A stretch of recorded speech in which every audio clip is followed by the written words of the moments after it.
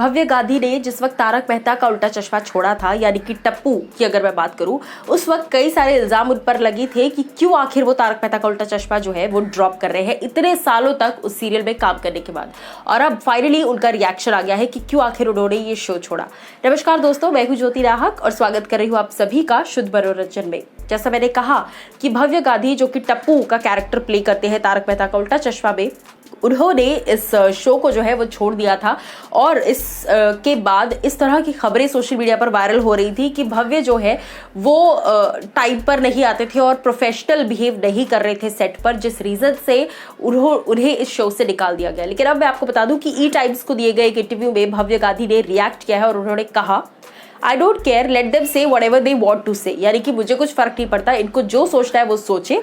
I know the truth, I know what I am, let people think I don't care, यानी कि लोगों को जो सोचना है वो सोच सकते हैं, मुझे पता है मैं क्या हूँ और मैंने ये शो क्यों छोड़ा वो मैं आपको बताता हूँ। उन्होंने कहा, at a point in Tarak I was just doing something which was just monotonous, यानी कि इस शो पे कई सालों से मैं सिर्फ एक ही चीज कर रहा हूँ और वो है कुछ भी नहीं। जी हाँ, कई सालों से मैं सिर्फ एक ही कैरेक्टर प्ले कर रहा हूँ, वही रोज सुबह जाओ, कुछ नहीं करो और वापस लौट आओ, रोज सुबह जाओ, बस हल्का फुल्का एक्टिंग करो, कुछ एक थोड़ी बहुत चेंजेस हो जाते हैं और फिर लौट आओ। सो इस चीज़ से मैं जो है वो थक गया था और उसी के साथ साथ मैंने अपने मम्मी पापा से बैठकर इस बारे में डिस्कशन किया।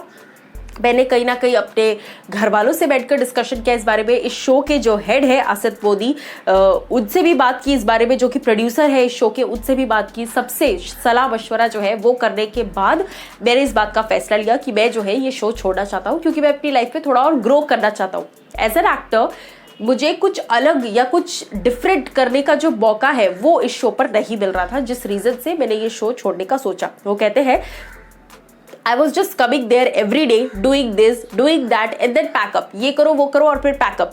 चलो घर. And that happened for a long time. I said, this is monotony, and I did not wanted, and I don't know how to handle it. यानी कि मुझे नहीं पता था कि ये जो सेम चीज़ बार बार मैं कर रहा हूँ उसको हैंडल कैसे करना है। वो कहते हैं, I had no clue. I didn't know what to do about this. So then me and my parents had a chat with Asti Modi sir, यानी कि हमने आसित मोदी सर से बातचीत की। उसके अलावा हमने डायरेक्टर से भी बातचीत की, हर किसी से बातचीत की, जो भी इंसान मेरी जिंदगी से जुड़ा हुआ है मैंने उन सभी से बातचीत की।